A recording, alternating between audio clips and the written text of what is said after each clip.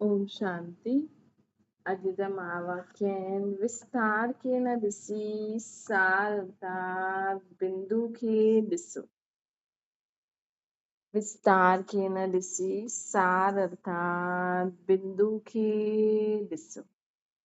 10-12-78 जा महावाक्य आहिनि। अॼु बाप दादा चवनि था मधुबन निवासी अर्थात मधुरता जा सागर में सदा लहराइण वारा बाप दादा जी विशेष कर्म भूमि, चरित्र भूमि, मधुर मिलन भूमि या महान पुण्य भूमि। मधुबन कहिड़ी भूमि आहे? कर्म भूमि आहे। बाप दादा उते कर्म करे करे ॾेखारिया अथई। चरित्र भूमि आहे, अलॻि अलॻि चरित्रनि जो गायन आहे हुतां जो। मधुर मिलन भूमि आहे, महान पुण्य भूमि आहे। अहिड़ी भूमि जी सदा निवासी केतिरी महान आत्माएं हूंदियूं। त बाबा चवंदा आहिनि न मधुबन अर्थात जाते ब्राह्मण रहंदा हूंदा। मधुबन अर्थात बाप दादा जी कर्म भूमि। त हुते वैसे त असां सभी मधुबन निवासी आहियूं, भले असां काथे बि रहूं था, लेकिन असां बाबा जी श्रीमत ते हलूं था, पवित्र हलूं था, बाबा जी श्रेष्ठ मत की पालन करे हलूं था, मधुबन जी दिनचर्या अनुसार हलूं था, त असां बि केरु थी वियासीं हुन भूमि जा निवासी आहियूं। ये त असांजो सेवा स्थान आहे, जाते तव्हां रहो था इहे तव्हांजो सेवा स्थान आहे। इन रीति सम्झी करे हलंदव त फ़ाइदो बि आहे। निराकार बाप खे बि हिन साकार भूमि सां विशेष स्नेह आहे। मधुबन सां बाबा खे बि स्नेह आहे। अहिड़ी भूमि जे निवासी स्वयं खे सदा हीअं अनुभव कंदा आहिनि। मधुबन अर्थात मधुर भूमि, वृत्ति जी भी मधुरता, वाणी जी भी मधुरता ऐं हर कर्म में भी सदा मधुरता हुजे। मधुबन अर्थात मधुर भूमि जाते वृत्ति जी भी मधुरता है, वाणी जी भी मधुरता है, हर कर्म में भी मधुरता है। जहिड़ी भूमि उहा ई भूमि ते रहण वारा महान आत्मायूं आहिनि। मधुबन में जो आत्मायूं अनुभव करे वेंदियूं आहिनि न, उहो भी छा कंदियूं आहिनि? मधुबन आहे संगम युगी स्वर्ग। कोई बि ॾिसो उते वञे, कोई बि, चाहे कंहिं बि गेस्ट खे बि उते मोकिले छॾो न, हर हिक खे उहो अनुभव थींदो, हर हिक खे उहो अनुभव थींदो आहे। सभिनि जे मुंहं सां ई निकिरंदो आहे इहा त जीअं स्वर्ग आहे। चईंदा न सभिनि जे मुंहं सां निकिरंदो आहे, इहा त जीअं स्वर्ग आहे। त छा आहे मधुबन? संगम युगी स्वर्ग।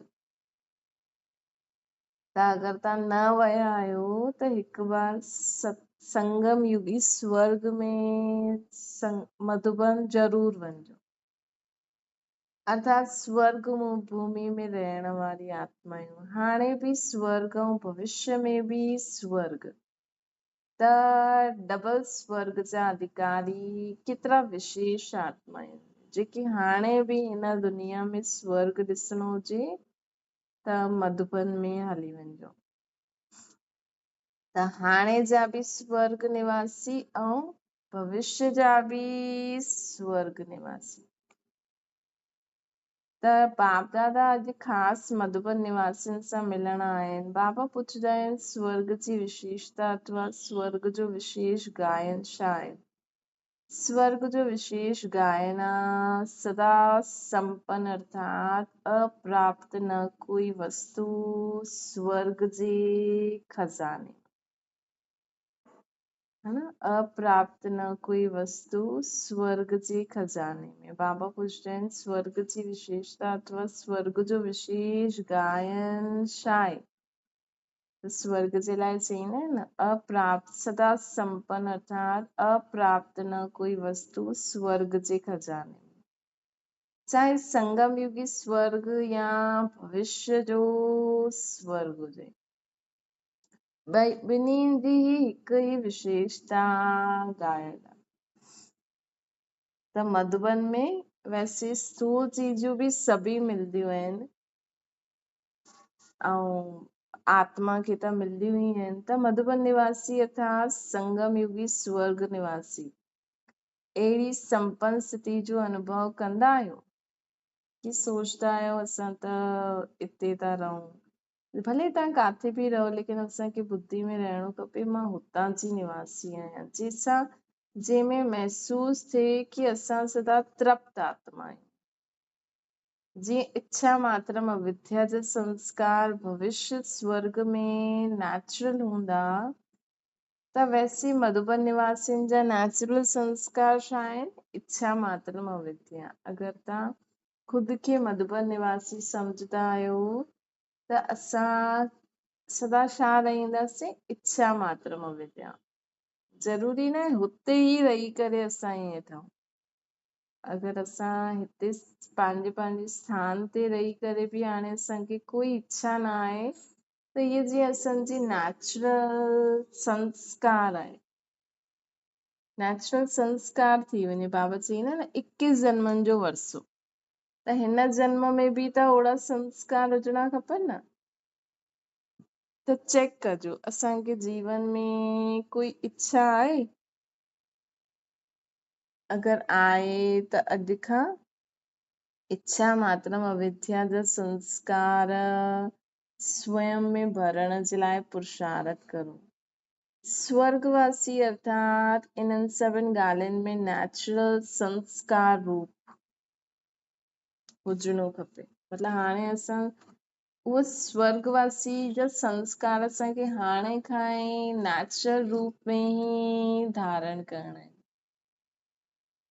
त बाबा चवनि था कोई बि पुछंदो आहे त तव्हां काथां जा रहवासी आहियो ॾाढे फलक ऐं ख़ुशी सां चईंदा आहियो न असां मधुबन निवासी आहियूं मधुबन वासी जी जीअं छाप लॻल आहे साथ साथ जंहिं स्थान ओड़ी स्थिति जी बि छाप हुजणी खपे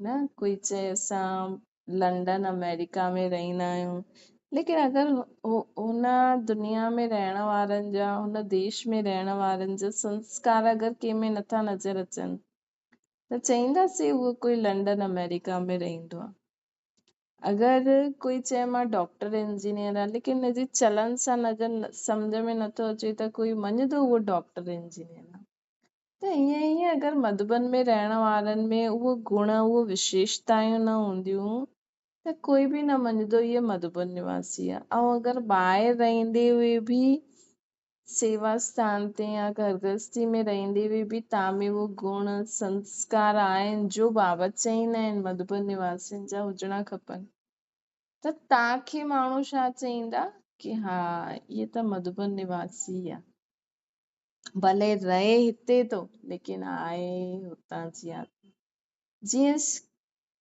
कोल्ड स्टोर में वेंदा त जहिड़ो स्थान ओड़ो ऑटोमेटिकली स्थिति अनुभव थींदी न त मधुबन जी जो महिमा आहे अहिड़ा संस्कार ऐं शो जी साकार रूप में लक्ष्य स्वरूप सभिनि जे अॻियां मधुबन ई आहे कॉपी सभु मधुबन वारनि खे कंदा आहिनि कहिड़ी बि स्थिति में हलचल थींदी आहे त अचलगर मधुबन यादि ईंदो आहे त बाबा चवनि था कहिड़ी बि कोई बि ॻाल्हि थिए न त अचलगर पंहिंजो मधुबन यादि अचिणो खपे कि मधुबन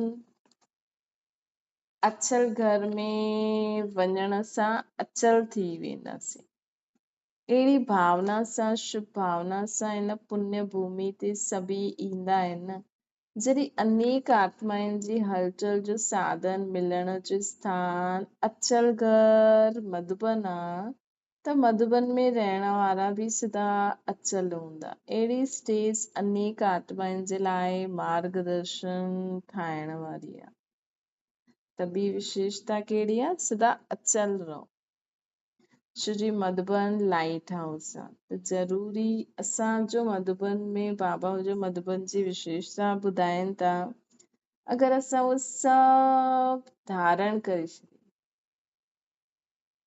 त असां छा ठही वेंदासीं मधुबन निवासी त असांखे सभु कॉपी कंदा। सर्व सेवा केंद्रनि खे सहयोग ॾियण वारा मधुबन निवासी आहिनि। सर्व सेवा केंद्रनि खे सहयोग ॾियण वारा मधुबन निवासी आहिनि। सदा संकल्प वाणी अथवा कर्म में हिक ॿिए जे सहयोगी आहियो त साथियुनि खे बि सहयोग थींदो आहे न। सर्व ॿारनि खे हिकु वर्ष मिलियो आहे रिज़ल्ट कढण जे लाइ, त हिकु वर्ष में छा परिवर्तन लाईंदव?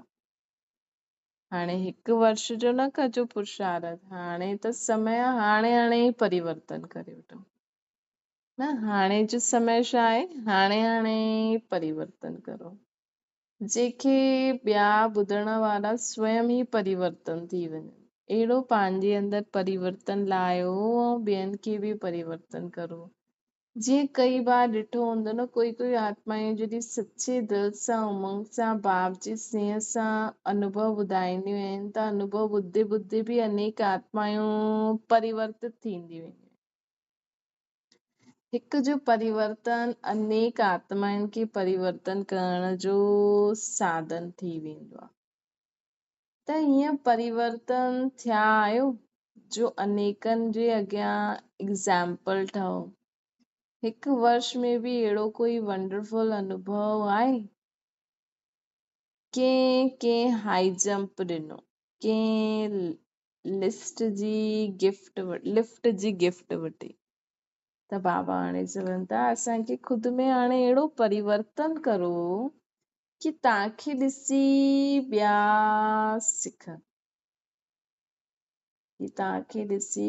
सिखनि, त बाबा चवनि था अहिड़ो हाई जंप ॾियणो आहे, अहिड़ो असांखे खुदि खे परिवर्तन करिणो आहे। जीअं अॼुकल्ह टीवी में चारों ओर हिकु स्थान जो चित्र स्पष्ट ॾेखारण में ईंदो न, हीअ मधुबन बि टीवी स्टेशन आहे। त असां मधुबन निवासी बि अगरि खुदि खे सम्झी करे उन रीति पुरुषारथ करे हलंदासीं त तव्हांखे बि ॾिसी करे माण्हू ॾाढा सिखंदा, त तव्हां बि छा थी वेंदव? TV station. चारों ओर टीवी जी सेट लॻल हूंदा आहिनि ऐं टीवी स्टेशन ते जो एक्ट हलंदो आहे उहो ऑटोमेटिकली सभु तरफ़ ॾेखारे में ॾींदो आहे, है न? उहो ऑटोमेटिकली सभु तरफ़ ॾेखारे में ॾींदो आहे। त मधुबन वारनि खे हर संकल्प बि चारों ओर ॾेखारे में ॾे अर्थात फैलंदो आहे, छो जी टीवी सेट चारों ओर लॻल आहे। त चेक करो, कॾहिं कॾहिं थींदो आहे न असां जो सोचंदा आहियूं उहो थी वेंदो आहे। त असां सोचूं पिया मां त ईअं सोचां ई पई ऐं थी वियो, मतिलबु असांजो उहो संकल्प हुन आत्मा ताईं पहुचियो, मतिलबु उहो संकल्प जी लाइट उन ताईं पहुची ऐं उहो थी वियो, या उहो थियण वारो हुयो त उहो लाइट असां वटि आई उहो संकल्प जी ऐं असां उहो संकल्प कयो त असांखे टच थी वियो। त ईअं ई असां अगरि खुदि खे निमित सम्झंदासीं न, असां बाबा जी यादि में कोई बि कर्म कंदा आहियूं न त उहो दूर दूर ताईं उन जा वाइब्रेशन फैलंदा आहिनि। सिर्फ़ु असांखे संकल्प करे हीअं करिणो आहे। जानकी दादी ॾिसो, जानकी दादी खे बाबा चई दादी चई मां छा करां? त बाबा चई कि लंडन में मिनी मधुबन ठाहियो। त हुन ते लंडन में जो पंहिंजो विदेश में पहिरियों सेंटर हुयो आहे त हुते हुननि इहे ई सोचियो न असां सभु मधुबन निवासी आहियूं, मधुबन जहिड़ी दिनचर्या, मधुबन जहिड़ो सभु कुझु कंदा रहिया त अॼु उहो मिनी मधुबन थी वियो। त हुते वेंदा त उन्हनि खे मधुबन जी बासना ईंदी आहे। ईअं त ईअं पंहिंजी घर गृहस्थी में रहंदे हुए बि तव्हां सोचो मां मधुबन निवासी आहियां त तव्हांजे आस पास कम से कम जाते तव्हांजो घर में रहण करण सुम्हण आदि वेहण उन जॻह ते त ज़रूर वाइब्रेशन ईंदा जीअं मधुबन में ईंदा। त असांखे सिर्फ़ु संकल्प करिणो, तव्हांजी उहा स्थिति उअं ई ठहींदी वेंदी। त बाबा चवनि था कि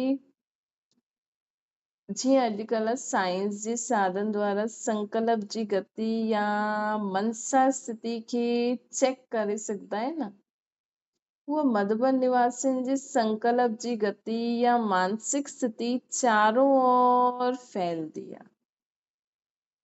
सिर्फ़ु असांखे छा सम्झणो आहे, असांखे पंहिंजी वृत्ति ओड़ी ठाहे ॾियणी आहे कि मां मधुबन निवासी। हिन करे हर संकल्प ते असांखे अटेंशन ॾियणो आहे। हर संकल्प ते असांखे अटेंशन ॾियणो आहे। इन में अलबेलो न ठहो। मधुबन निवासी मधुबन में वेठे हुए कहिड़े बि प्रकार जे विशेष संस्कार द्वारा वाइब्रेशन फैलाइण चाहिनि त हिन हिकु स्थान ते वेठे हुए चारों ओर फैलाए सघंदा आहिनि। मधुबन निवासी मधुबन में वेठे हुए कहिड़े भी प्रकार जा विशेष संकल्प द्वारा वाइब्रेशन फैलाइण चाहिनि त हिकु स्थान ते वेही करे चारों ओर फैलाए सघंदा आहिनि। त ईअं ई तव्हां करे ॾिसो, हिकु पंहिंजे ई स्थान ते वेही करे मां मधुबन निवासी बाबा जो बार ये संकल्प तो करा कि विश्व में चारों ओर ये सेवा थे। कहिड़ी बि तव्हांखे जो संकल्प में आहे, है ना, ये अगरि तव्हां कंदा हो न त तव्हांजी घर वेठे पूरे विश्व में सेवा करे सघंदा आहियो। जीअं स्थूल चीज जी खुशबू चारों ओर ऑटोमेटिकली फैलदी आहे न, त मधुबन निवासियुनि जी ये विशेष सेवा, मधुबन निवासियुनि जी इहा विशेष सेवा आहे। छो कि मधुबन में ॾिसो, वैसे बि घर गृहस्थी वारा सम्झनि त मधुबन निवासी आहिनि, छो कि मधुबन में बि सभु माण्हू त ज्ञान न ॾींदा आहिनि। हिकु ॼणो ई कोई निमित हूंदो आहे, ॿ टे त उहो मुरली ॿुधाईंदा आहिनि, कोई क्लास कराए वठंदा आहिनि, है न। मधुबन में बि यही कमु थींदो आहे, रोटी पचाइण, साफ़ सफ़ाई करण, इहा हॉल ठाहिण, इहा करण, मधुबन निवासी छा कंदा आहिनि, इहे ई कंदा आहिनि। हा भई कॾहिं कॾहिं उहो ॿाहिरि हली आहे त चलो थोरो अनुभव ॿुधाए वठंदा आहिनि या पंहिंजो थोरो ज्ञान जो मनन चिंतन करे लिखंदा। लेकिन जो ॿाहिरि जो सेंटर ते जो माण्हू जो ईअं ॿाहिरि क्लासिस त ॾाढा घटि माण्हुनि खे चांस मिलंदो आहे न कराइण। त तव्हां घर गृहस्थी में बि त इहे ई कमु करो था न, है न।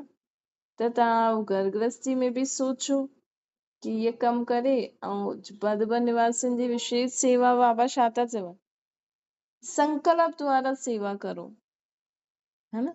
उहो बि उते वेही करे उन्हनि खे उहा सेवा न आहे भागम दौड़ी जी, जीअं सेंटर ते हूंदो आहे, हीअ प्रोग्राम, हीअ लेक्चर, हीअ उहा, लेकिन उते स्थूल सेवा खां पोइ सभु फ्री हूंदा आहिनि त उन्हनि खे संकल्प द्वारा वाइब्रेशन फैलाइण जी सेवा आहे। मतिलबु उहो उते वेही करे कोई बि आत्मा मधुबन में अगरि वेठी आहे, सेवा करे थी, त उहो उते वेही करे संकल्प करे कि पूरे विश्व में हिन अॼु इहे प्रकार जी बाबा साकार मुरली में जो मुरली सेवा जो तरीक़ो ॿुधाईंदो उहो संकल्प करे पूरे विश्व में फैलाए।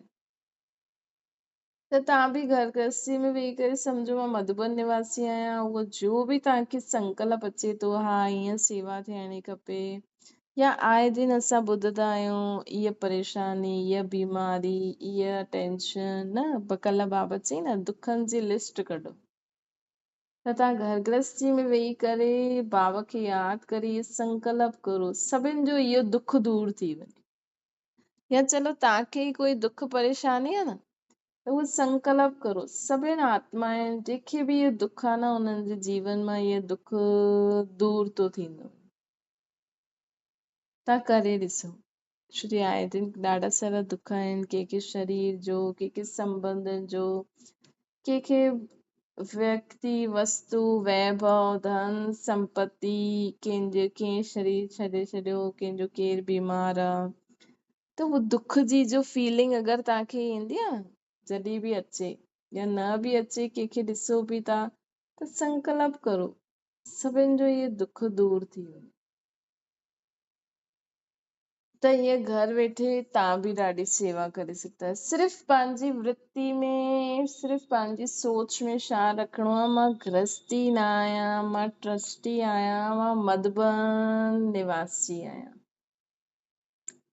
त बाबा चवनि था इहा वाइब्रेशन संकल्प जे द्वारा चारों ओर स्वतः ही फैलदा, इहा ही मधुबन निवासियुनि जी विशेष सेवा आहे। ये ही असांजी भी विशेष सेवा आहे। जीअं मधुबन में विशेष भट्टी कंदा आहियो, वाइब्रेशन चारों ओर पहुचाईंदा आहियो, चाहे पत्रनि द्वारा समाचार में भी वञे, लेकिन सूक्ष्म वाइब्रेशन मधुबन में ॾाढा सहज चारों ओर फैली सघंदा आहिनि। सूक्ष्म वाइब्रेशन मधुबन जा ॾाढा सहज चारों ओर फैली सघंदा आहिनि। त इहा हाणे नवीनता कजो, त अहिड़ी सेवा बि कंदा आहियो या सिर्फ़ु यज्ञ खे संभालण जी ही सेवा कंदा आहियो, है न? सिर्फ़ु सॼो ॾींहुं कम ई कंदा रहंदा आहियो या कुझु पंहिंजे शुद्ध संकल्पनि द्वारा सेवा बि कंदा आहियो।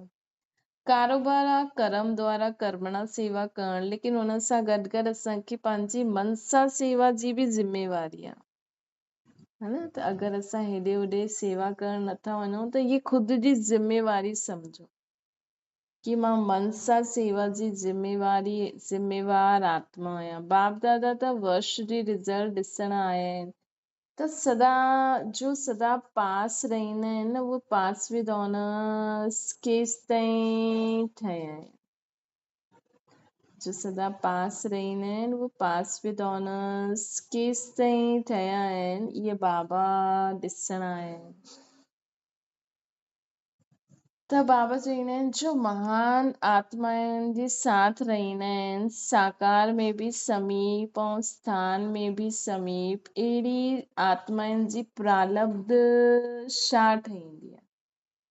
अहिड़ी आत्माउनि जी प्रालब्ध छा ठहींदी आहे? शास्त्रनि में भी मधुबन जी महिमा विशेष ॻायल आहे न। त मधुबन निवासी हर ॻाल्हि में विशेष आत्माऊं आहिनि। हर समय कोई विशेषता ॾेखारणी खपे, हर समय कोई विशेषता ॾेखारणी खपे। जो भी ग्रुप आया आहिनि उहे इहे अनुभव करनि कि मधुबन निवासियुनि में इहा विशेषता आहे। मधुबन स्वर्ग में हर आत्मा सदा तृप्त आत्मा, संपन्न मूर्त आत्मा। त मधुबन स्वर्ग में हर आत्मा कीअं हूंदी आहे? तृप्त आत्मा, संपन्न मूर्त आत्मा हूंदी आहे। त असांखे बि ख़ुदि खे चेक करिणो आहे कि सदा तृप्ति आहे या अञा बि कुझु रहियल आहे। सदा तृप्त आहियो कि अञा बि कोई इच्छा रहियल आहे, हीअ करूं हीअ करूं हीअ करूं। हा ठीकु आहे, शरीर निर्वाह जो करिणो आहे करो, जो खपे सो खपे, लेकिन हिकु थींदी आहे न, हिकु मन में इच्छा थींदी आहे, उन तरफ़ बार बार ध्यानु वेंदो आहे। असां उनजे कारण बाबा खे यादि बि न करे पायूं, मुरली बि न ॿुधी पायूं, पुरुषारथ बि न करे पायूं, है न? त ईअं न थियणो खपे। इन जो आधार आहे सदा हिकु लक्ष्य हुजे कि असां दाता जा ॿार सर्व आत्माउनि खे ॾियण वारा आहियूं, न कि वठण वारा आहियूं। इहे करे त मां करां न, हर हिकु दातापन जी भावना रखे त सभु ॾियण वारा अर्थात संपन्न आत्मा थी वेंदा। त हाणे सदा दातापन जी देन रखिजो।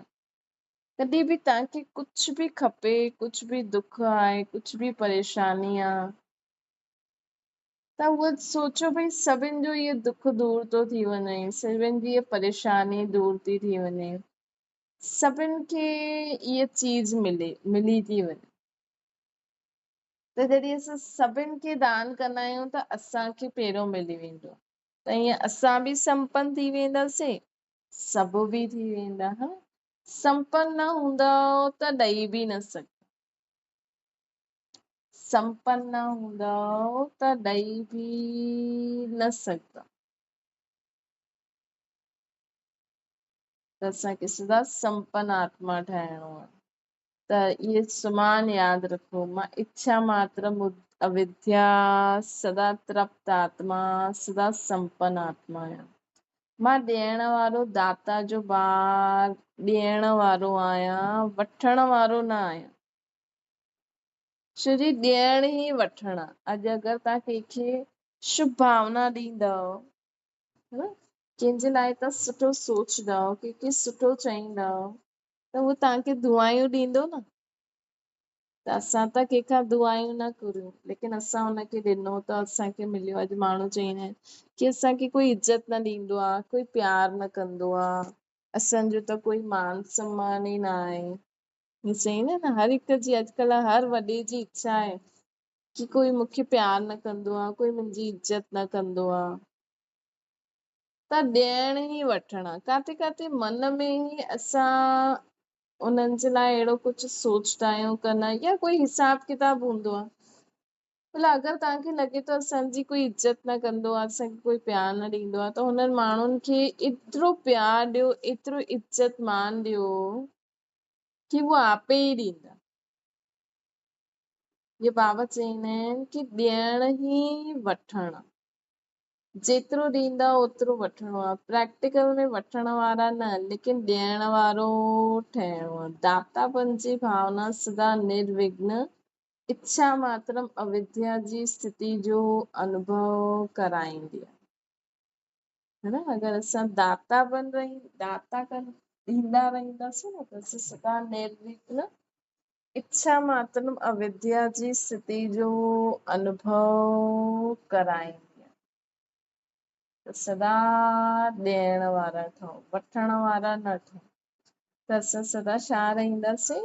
सदा निर्विघ्न इच्छा मात्रम अविद्या जी स्थिति जो अनुभव कंदा रहंदासीं।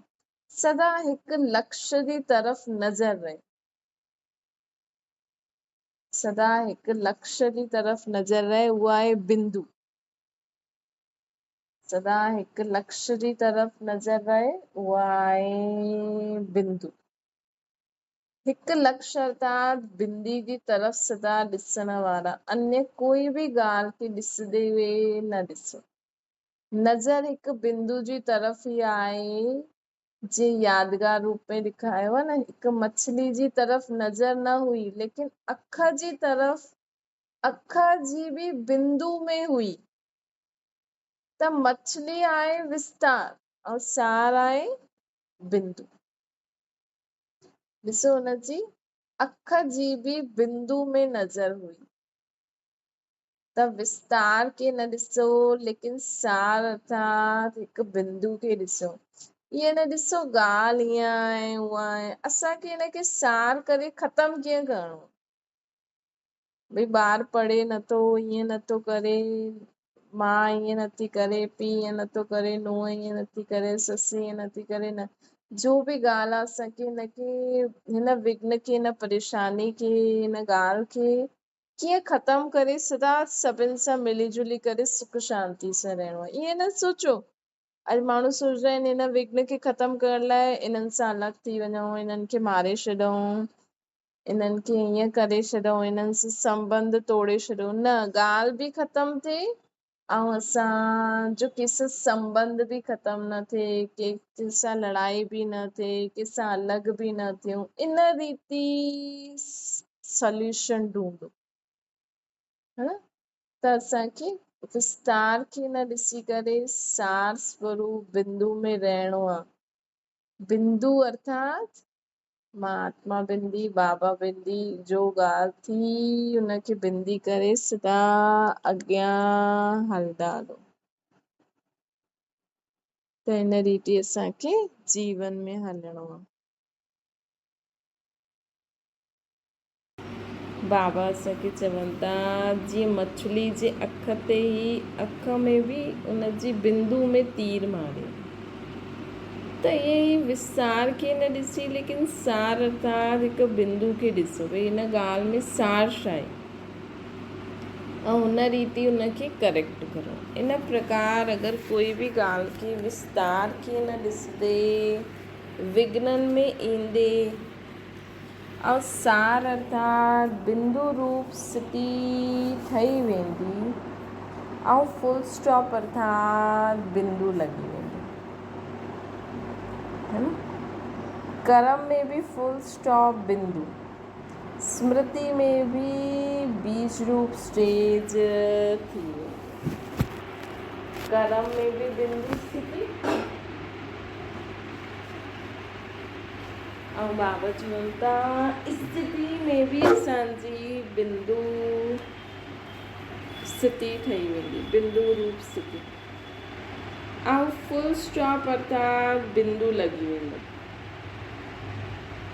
स्मृति में भी बिंदु अर्थात बीज रूप स्टेज। ये विशेष अभ्यास करणो त ये कोई भी अगरि हाणे सुबुह खां हाणे ताईं कोई ॻाल्हि थी आहे जो तव्हांजे दिमाग़ में अञा ताईं हले थी त उहो बाबा खे ॾेई करे बसि हुनखे बिंदी लॻाए छॾियो। जो बि थियो हुन में कुझु न कुझु कल्याण हूंदो,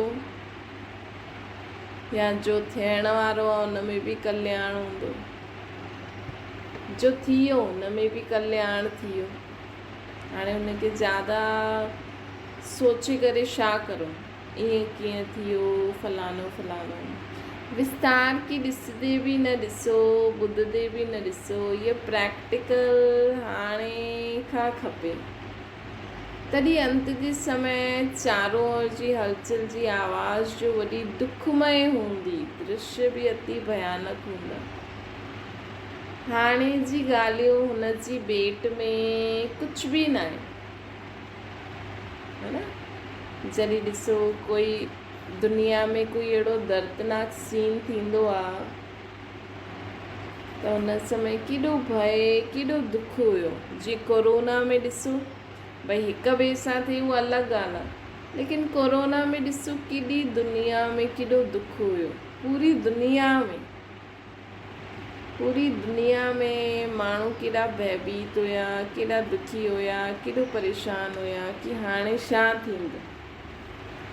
अधु माण्हू त डिॼी करे ई छॾे भले उन्हनि खे एॾो कोरोना जी बीमारी थी न, ठीकु थियण वारा हुया, लेकिन इहे सोचे करे ई कि हा हाणे मां बसि ख़तमु थी वियो, कोरोना थी वियो त मरी वियासीं।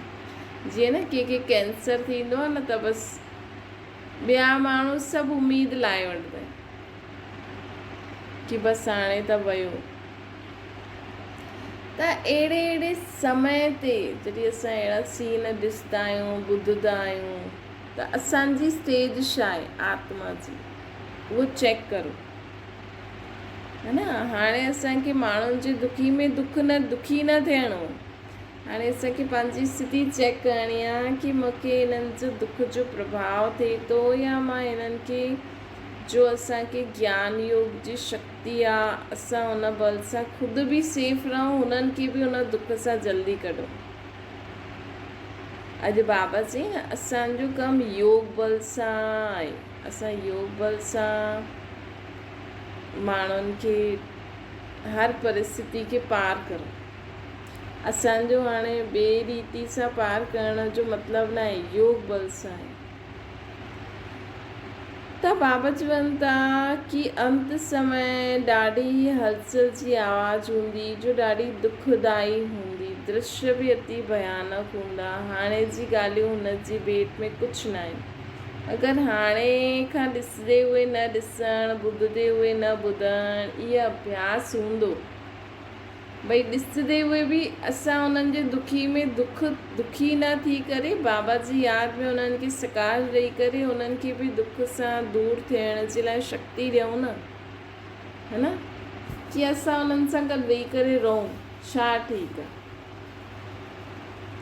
उहो त जेकी बि ॻाल्हि थी वई, कुझु बि थिए थो अॼु माण्हू त उन्हनि जे उहो वीचारा दुखी थी करे घबराइनि था, रोइनि था। असां बि उन्हनि सां गॾु वेही करे दुखी थियूं, रोयूं, घबरायूं कि असां बाबा जी यादि में रही करे उन्हनि खे बि शक्ति ॾियूं। कोई ॻाल्हि कोन्हे, सभु ठीकु थी वेंदो। उन ॻाल्हि जे पुठियां कहिड़ो कल्याण छुपियो आहे उहो बि था सोचो, उनखे ॿुधायो। त बाबा चवनि था हाणे जी ॻाल्हियूं हुननि जी भेट में कुझु न आहे, त हाणे खां ई असांखे जो इहे ॻाल्हियूं थींदियूं आहिनि उन्हनि सभिनि ख़ुदि खे अभ्यास करे ऐं उन दुख जे वातावरण में असां दुखी न थियूं, इहो अभ्यास करिणो आहे। ॾिसंदे हुए उहो दुख जो वायुमंडल न ॾिसंदे हुए बाबा खे यादि करे हुन आत्माउनि जा सुख जा ॾींहं भई वो बि दुख खां दूर थी वियूं आहिनि। जीअं बाबा चईंदा आहिनि न, सुरा शांतीधाम ऐं सुखधाम खे पंहिंजे दृश्य अखियुनि में रखो, त असां बि उन्हनि जे सुख जे समय सभु ठीकु थी वेंदो। उहो दृश्य असां बि अनुभव करूं ऐं उन्हनि खे बि अनुभव करायूं। अहिड़ियूं फालतू ॻाल्हियूं भले माण्हू असांखे कुझु चवनि था न, कॾहिं कॾहिं कुझु उल्टो सुल्टो चईंदा आहिनि न, त उन समय उन्हनि जी ॻाल्हियूं ॿुधंदा न करो। हा, अगरि कम जी लॻे थी त ठीकु आहे, बाक़ी फालतू ॻाल्हियूं छा ॿुधी करे करो न। त इहे अभ्यास करो। उन समय कोई न कोई बाबा जी ॻाल्हि सोचो, बाबा खे यादि करणु वेठो, उन्हनि खे छा पतो लॻो छा था कनि। तॾहिं असां अंत में पास विद ऑनर्स थी सघंदासीं। त हिन विकराल दृश्य खे ॾिसंदे हिकु घड़ी जे पेपर में सदा जे लाइ फेल मार्क्स मिली वेंदा। अगरि असां उन्हनि जे उन में अची वियासीं न, अंत समय त ॾाढो हूंदो। त जीअं हाणे माण्हुनि खे पतो लॻे पियो न, संबंधनि में फलाणे खे थी वियो, फलाणो ईअं थी वियो, त पहिरियों त नई नई ॻाल्हियूं हुयूं। अॼुकल्ह त माण्हू थोरो बहुत नॉर्मल स्टेज में अची वियो आहे न, न त पहिरियों त माण्हू शरीर छॾंदो हुयो त केॾो दुख थींदो हुयो, या कोई बि परिस्थिति ईंदी हुई बीमारी त हाय अल्ला केॾो सोचंदो हुयो। हाणे त सभु माण्हू धीरे धीरे जीवन खे सम्झनि था। त बाबा चवंदा आहिनि अगरि तव्हां उन्हनि जे दुख में दुखी थी वेंदव त फेल थी वेंदव। हिन करे इहे बि हिकु विशेष अभ्यास खपे। अहिड़ी स्टेज हुजे जंहिंमें साकार शरीर बि आकार रूप में अनुभव थिए। अहिड़ी स्टेज हुजे जंहिंमें साकार शरीर बि आकार रूप में अनुभव ॾे। जीअं आकार रूप में ॾिसो, साकार शरीर बि साकारी फ़रिश्तो स्वरूप अनुभव कयो न। त हाणे असांखे हिन साकार शरीर में बि माण्हू लाइट जो शरीर अनुभव कयो। उहो कॾहिं थींदो? जॾहिं असां सदा लाइट रहंदासीं। जीअं आकार रूप में ॾिठो ब्रह्मा बाबा खे, साकार में ब्रह्मा बाबा फ़रिश्तो नज़र ईंदो आहे, जबकि ब्रह्मा बाबा जे मथां केॾी ज़िम्मेवारी हुई, त बि ब्रह्मा बाबा सभिनि खे फ़रिश्तो अनुभव थींदा हुया। शरीर त न हुयो, लेकिन स्थूल शरीर जो भान, मतिलबु बाबा शरीर में त हुया न, उहो ई शरीर हुयो ब्रह्मा बाबा जो, लेकिन ब्रह्मा बाबा स्थूल शरीर जो भान कढण जे कारण स्थूल शरीर हूंदे हुए बि आकारी रूप अनुभव थींदो हुयो उन्हनि। त अहिड़ो अभ्यास असां सभिनि जो बि हुजणो खपे। कर्मेंद्रिय द्वारा कर्म कंदा रहो, लेकिन मनसा शक्ति द्वारा वायुमंडल शक्तिशाली ठाहिणो असांखे। स्नेह संपन्न सर्व जे सहयोग जे वाइब्रेशन जो फैलो स्थान न। कॾहिं कॾहिं थींदो न, घर में अगरि ॿिनि ॼणनि जी विच में कोई ॻाल्हि थींदी आहे त उहो बि सोचे घर जो वायुमंडल केॾो भारी थी वेंदो। पोइ कोई आत्मा सहन न करे सघे त उहो वञी करे शरीर जो घात थी करे। हिन करे कॾहिं बि हाणे जे समय त कॾहिं बि कंहिंजी ॻाल्हियुनि खे ज़्यादा सोचो न, बिल्कुलु बि न सोचो, हिकदमि लाइट करे ॾियो, है न। कोई बि संबंधी हुजे, छोजी अॼुकल्ह माण्हुनि में सहन शक्ति न आहे ऐं ज़्यादा ई सोचनि था न। अगरि ज़्यादा ई असां कंहिंजे लाइ नेगेटिव सोचूं, बुरो सोचूं, ये अहिड़ी आहे, ये अहिड़ी आहे, ये अहिड़ी आहे, सॼो ॾींहुं सोचंदा रहंदा आहिनि न, ऐं अगरि हुन आत्मा में शक्ति न हूंदी आहे न, त हुननि वटि असांजो उहो वाइब्रेशन वेंदा आहिनि ऐं उहा आत्मा सहन न करे पाईंदी आहे। त अॼुकल्ह त माण्हुनि खे सहज साधन मिली वियो आहे न सुसाइड करण जो। त हिन करे असांखे ॾाढो ई हल्को रहणो आहे, जो जीअं हले तो सिर्फ़ु इहो ध्यानु रखो कि उहे कंहिं ग़लति रास्ते में न हली वञनि। अगरि ग़लति रास्ते में बि वञनि था, तव्हांजी नथा ॿुधनि, त परमात्म शक्ति खे कार्य में लॻायो, ख़ुदि जी वेस्ट संकल्प न करो।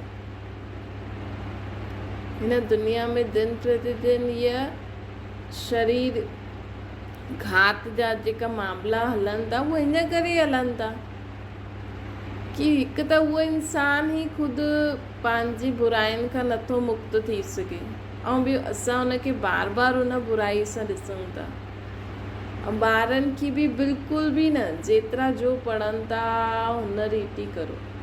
छो जी हिन समय वायुमंडल असांखे पॉज़िटिव एतिरो लाइट, कोई ॻाल्हि कोन्हे। तव्हांखे कोई चए न मुंहिंजा ॿार नथा पढ़नि, मुंहिंजी नुंहुं हीअ, मुंहिंजी ससु हीअं, चईंदा सभु ठीकु थी वेंदा, सभु सुठा आहिनि। ऐं असांखे त बिल्कुलु ईअं करिणो, छो की असां वटि त ऑलरेडी शक्ति आहे। अॼु बाबा चई न पंहिंजे अंदरि योग बल जमा करो। हाणे असांजे अंदरि शक्ति त आई आहे, लेकिन असां उन्हनि खे ॿियनि सां व्यर्थ ॻाल्हियुनि में कंदे कंदे वेस्ट करे छॾंदासीं त उन्हनि खे त भारीपन थींदो न। असां बि अगरि सभिनि खे अच्छा ॿारु नथो पढ़े, ईअं हूअं, नुंहुं अहिड़ी थी, ॾाढी ख़राबु आहे, ॾाढो ईअं, त जीअं असां चईंदासीं न त ज़्यादा नेगेटिव एनर्जी फैलंदी, छो की असां में एनर्जी आहे।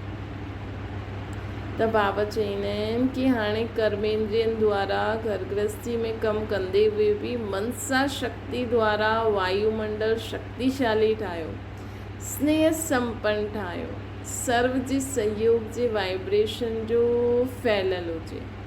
जंहिं बि स्थान ते वञो त इहे फ़रिश्तो स्वरूप ॾेखारे मिले। फ़रिश्तो ठाहिण लाइ हिकु ॾाढी ईज़ी ॻाल्हि आहे, हर ॻाल्हि खे लाइट खणो। कोई तव्हांखे गारियूं बि ॾिए न त बि हुनखे चयो कोई ॻाल्हि कोन्हे, उन आत्मा जो बि, उहा आत्मा बि हिन बुराई खां मुक्त थी वञे, कोई ॻाल्हि कोन्हे। शायदि ॾाढी भरियल हूंदी, इन करे सॼो गुस्सो मुंहिंजे मथां कढे, कोई ॻाल्हि कोन्हे। एतिरो हल्को थींदो तॾहिं फ़रिश्तो ठहींदो। वैसे त फ़रिश्तो आहे जंहिंजो कोई दैहिक दृष्टि सां न ॾिसण वारो, सभिनि खे आत्मिक दृष्टि सां ॾिसण वारे खे फ़रिश्तो चईंदा आहियूं, जंहिंजो कंहिंसां कोई लगाव न हुजे। लेकिन फ़रिश्तो अर्थात हल्को बि त हूंदो न। त जॾहिं असां जीवन में हर ॻाल्हि खे हल्की रीति खणंदासीं, कोई चए फलाणे खे कैंसर थी वियो, कोई ॻाल्हि कोन्हे, ठीकु थी वेंदो। हुनखे चओ सभु ठीकु थी वेंदो। अगरि इहे शरीर में पूरो कैंसर फैलियल आहे, असां चऊं सभु ठीकु थी वेंदो, त ठीकु आहे, हुनखे जल्दी नयो शरीर मिली वेंदो। कर्म बि करो, लेकिन हिकु ई समय ते कर्म ऐं मनसा ॿई सेवा जो बैलेंस हुजणो खपे। जीअं शुरू में ई अभ्यास करायो हुयो, कर्म भले साधारण हुया, लेकिन स्थिति अहिड़ी महान हुई, साधारण कम हूंदे हुए बि साक्षात्कार मूर्त दिखाए मिले।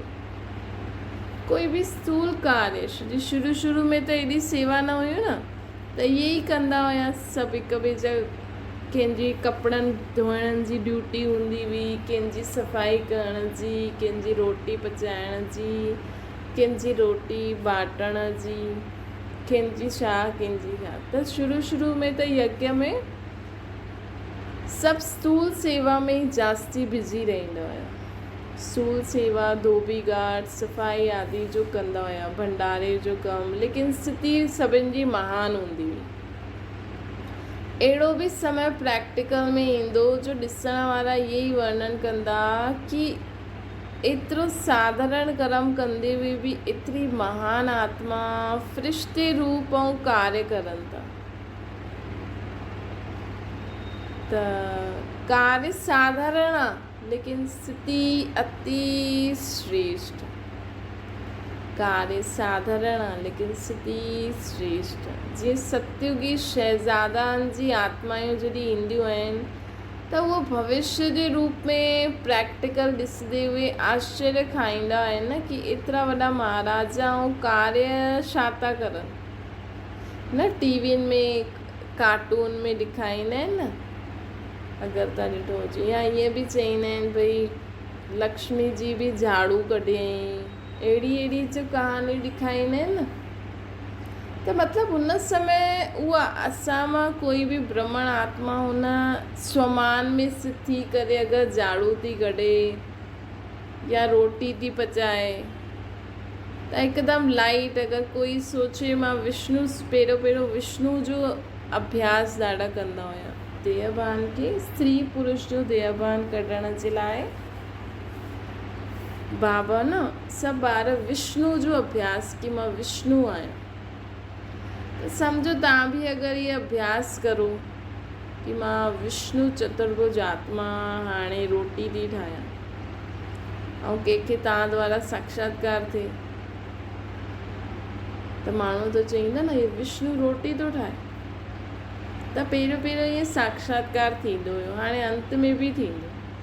त असां भले ई रोटी ठाहियूं, झाड़ू पोछो करूं, कोई बि कर्म करूं, लेकिन असांखे छा हुजणो खपे, कोई न कोई समान बुद्धि में रखो। मां देवी आहियां, मां देवता आहियां, मां फ़रिश्तो आहियां। छो कि असांजो त इहो ई कमु आहे न हाणे, कर्म योगी ठहिणु। चाहे भाषण बि करो, चाहे कोर्स बि करायो, चाहे कुझु बि करो, लेकिन असांखे कीअं करिणो आहे कि मां आत्मा, मां फ़रिश्तो आत्मा, अवतरित आत्मा इहा भाषण थी ॾियां, मां अवतरित आत्मा इहे झाड़ू थी कढां, हीअं थी करां। कार्य साधारण स्थिति अति श्रेष्ठ। जीअं सतयुगी शहज़ादनि जी आत्मा जॾहिं ईंदी हुई त उहो भविष्य जे रूप प्रैक्टिकल में ॾिसंदा हुया, आश्चर्य खाईंदा हुया न, एतिरा वॾा महाराजा ऐं कार्य छा था करनि। विश्व महाराज ऐं भोजन थो ठाहे, इहा अभ्यास कजो अॼु कि मां नारायण आहियां, मां लक्ष्मी आहियां। ज़रूरी न आहे तव्हां स्त्री आहियो घर गृहस्थी में त लक्ष्मी सम्झो, ॿियो ई ख़ुदि खे नारायण सम्झो, कृष्ण सम्झो, त तव्हांजो देहभान निकिरी वेंदो। त बाबा चवंदा आहिनि, वैसे ही अचण वारी आत्मायूं इहे वर्णन कंदियूं कि असां एतिरा श्रेष्ठ पूज्य इष्ट देव ऐं इहे कार्य करनि था, हलंदे फिरदे इष्ट देव या देवी जो साक्षात्कार स्पष्ट ॾेखारे मिले। उहो कॾहिं थींदो जॾहिं असां पंहिंजे शरीर खे न ॾिसी करे पंहिंजी आत्मा, ख़ुदि खे आत्मा सम्झी करे, ऐं मां आत्मा हाणे इहो ठहिण लाइ पुरुषारथ थी कयां, इहो ठहिण वारी आहे, मूंखे अहिड़ो शरीर मिलण वारो आहे। अंत में पूज्य स्वरूप प्रत्यक्ष ॾिसण लॻंदा, फ़रिश्तो स्वरूप प्रत्यक्ष ॾेखारे में ॾींदो। जीअं कल्प पहिरियों जो गायन आहे न अर्जुन जो, साधारण सखा रूप में बि ॾिठो, लेकिन वास्तविक रूप जो साक्षात्कार करण खां पोइ वर्णन कयो कि तव्हां छा आहियो। अर्जुन खे बि ॾेखारी न पंहिंजो रूप। त साधारण रीति त असां कंहिंजी माउ पीउ भाउ भेण आहियूं, लेकिन असांजो वास्तविक रूप जॾहिं असांखे सदा बुद्धि में रहंदो तॾहिं माण्हुनि खे बि साक्षात्कार थींदो। एतिरो श्रेष्ठ ऐं साधारण सखा हिन रीति असांजो बि साक्षात्कार थींदो, हलंदे फिरदे जीअं न कृष्ण जो ॾेखारींदा आहिनि। हाणे कृष्ण वैसे त साधारण रूप में ॾेखारींदा कृष्ण खे, लेकिन कृष्ण आहे केॾो, जेका बि एॾो चमत्कार कंदा हुया, लड़ाई आदि, केॾनि ॼणनि खे जीत पातई सर्प जे मथां। माण्हुनि खे पतो लॻे पियो इहे केरु आहे, ख़ुदि साधारण रहंदो सभिनि जे पट, हुनजी माउ हुनखे ॿधंदी हुई, लेकिन केॾो ऊचो हुयो। त इहे जेका नाटक ठहिया आहिनि इहे सत्य में त न थींदा, लेकिन इहे हाणे असांजी स्थिति आहे। त साधारण रीति कृष्ण ठही करे पंहिंजो समान कृष्ण जो रखो ऐं साधारण कमु करो, पोइ तव्हां द्वारा बि एॾा सुठा सुठा ॻाल्हियूं थींदियूं, लेकिन माण्हुनि खे लॻंदो साधारण आहे। लेकिन असांखे सम्झ में अची वेंदो कि बाबा असांखां इहे कराइनि था। त बाबा चवनि था हिन रीति असांजो बि साक्षात्कार थींदो। हलंदे फिरदे दिव्य दृष्टि में वञी करे ॾिसंदा, उहा ॻाल्हि बि आहे। जीअं शुरू में दिव्य दृष्टि में वञी करे ॾिसो, उहो ॻाल्हि बि आहे, लेकिन हिते प्रैक्टिकल में करिणो आहे असांखे। जे शुरू में हलंदे फिरदे ॾिसंदा रहंदा हुया न, इहे ध्यान में वञी करे ॾिसण जी ॻाल्हि न आहे, ये हलदे फिरदे अनुभव थियणो खपे। जीअं हिकु साकार बाप जो आदि में अनुभव कयो, उहो अंत में सभिनि जो साक्षात्कार थींदो। आदि में त हिकु हुयो, लेकिन अंत में त असां सभिनि द्वारा ओड़ो साक्षात्कार थींदो। सोचो केॾा सारा फ़रिश्ता जॻह जॻह ते थी वेंदा जॾहिं अंत में सभिनि खे हाणे असां अभ्यास करूं, हाणे असां अंदरि अभ्यास करूं, पोइ माण्हुनि खे थोरो समय पोइ ॾेखारे में ॾींदो। अगरि हाणे तव्हां द्वारा कंहिंखे कृष्ण जो साक्षात्कार थी वञे तव्हांजे घर में, त बसि पोइ त अंत समय अची, पोइ त सभु तव्हांजे पुठियां ई पइजी वेंदा। हिन करे हाणे असांखे अंदरि ई अभ्यास कंदा रहो, ऐं अंत में पोइ माण्हुनि खे नज़र ईंदो। त बाबा चवनि था इहे हाणे जे अभ्यास सां ई थींदो, त अंत में असां सभिनि द्वारा थींदा साक्षात्कार। इहो साधारण रूप असांजो गायब थी वेंदो। फ़रिश्तो रूप व पूज्य रूप माण्हुनि खे ॾेखारे में ॾींदो।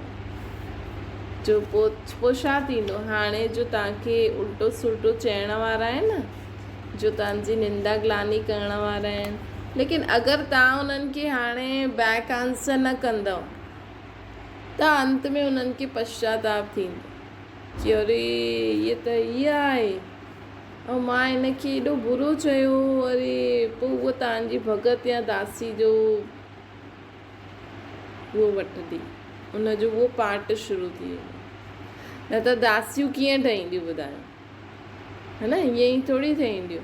हाणे अगरि कोई तव्हांखे बुरो चए थो, लेकिन तव्हां त बि हुनजे लाइ शुभ भावना शुभकामना करो था, त बि तव्हां हुनजे लाइ सुठो सोचो था, त अंत समय में जॾहिं तव्हां द्वारा हुनखे साक्षात्कार थींदो, त हुनखे पंहिंजे पद जो जॾहिं साक्षात्कार थींदो न कि मां इहे ग़लती कई, त पोइ उहो एक्सेप्ट कंदा कि हा मां इहे ग़लती कई, त हाणे मूंखे अहिड़ो पार्ट मिलियो। न त माण्हू चईंदा न असांखे अहिड़ो पार्ट छो आहे, असांखे भगत दासी जो पार्ट छो आहे, प्रजा जो पार्ट छो आहे। इन करे कॾहिं बि कंहिंजे जीवन में विघ्न न विझो, कॾहिं बि कंहिंखे बुरो न चओ, न त अंत घड़ी असांखे पोइ कम पद जो रिज़ल्ट मिलंदो। त बाबा चवनि था जीअं शुरू में आकारी ब्रह्माओं श्री कृष्ण जो साथ साथ साक्षात्कार थींदो हुयो, उहो हाणे बि साधारण रूप ॾिसंदे हुए बि ॾेखारे में न ॾे। असांजो पूज्य देवी या देवता या फ़रिश्तो रूप ॾेखारे में ॾे, लेकिन ये तॾहिं थींदो जॾहिं असां सभिनि जो पुरुषार्थ ॾिसंदे हुए न ॾिसूं, तॾहिं अनेक आत्माउनि खे बि तव्हां महान आत्माउनि जो इहे साधारण रूप ॾिसंदे हुए बि न ॾेखारे में ॾींदो, है न। जॾहिं असां ई उन्हनि खे ॾिसंदे हुए न ॾिसंदासीं, जॾहिं तव्हां सभिनि जो पुरुषार्थ ॾिसंदे हुए, मतिलबु जीवन में कोई कीअं बि हले थो, लेकिन असांखे सभु हमेशह छा ॾिसणो आहे, इहे शुद्ध आत्मा आहे, इहे श्रेष्ठ आत्मा आहे। जिस शिव बाबा खे पतो हूंदो हुयो कि असां कहिड़ा कड़वा आहियूं, लेकिन शिव बाबा हमेशह छा चईंदा आहिनि, मिठा ॿार, प्यारा ॿार।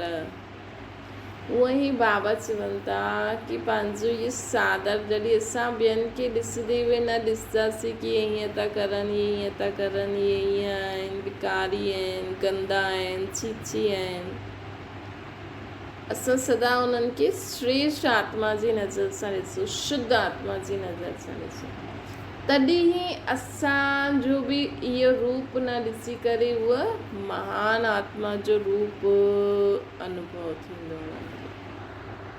त इहा अभ्यास करिणो आहे असांखे। बाबा चवनि था की हाणे अख खुले खुले हिकु सेकेंड में उन्हनि खे अनुभव थींदो। कॾहिं थींदो? जॾहिं असां बि हुन स्थिति में स्थित थींदासीं। जॾहिं असां बि हुन स्थिति में स्थित थींदासीं तॾहिं उन्हनि खे बि असांजो उहो स्वरूप नज़र ईंदो। अहिड़ी स्टेज ठाहिण लाइ विशेष अभ्यास ॿुधायो कि ॾिसंदे हुए बि न ॾिसो, ॿुधंदे हुए बि न ॿुधो, हिकु ई ॻाल्हि ॿुधो ऐं हिकु बिंदु खे ई ॾिसो। विस्तार खे न ॾिसी करे हिकु सार खे ॾिसो, मतिलबु उन्हनि जी आत्मा खे ॾिसो। विस्तार खे न ॿुधी करे सार सम्झो कि आत्मा चइणु छा थी चए। विस्तार के ॿुधंदे हुए बि सार में चओ ॻाल्हि। असांखे कंहिंखे बि ॻाल्हि बि चइणी आहे न त सार में चओ, विस्तार में न वञो। त बाबा चवनि था जीअं जादू जी नगरी इहा मधुबन ठही वेंदो, जिते बि असां रहंदासीं अभ्यास कंदासीं त उहो स्थान ओड़ो ठही वेंदो। सभु म्यूट बटन दबायो।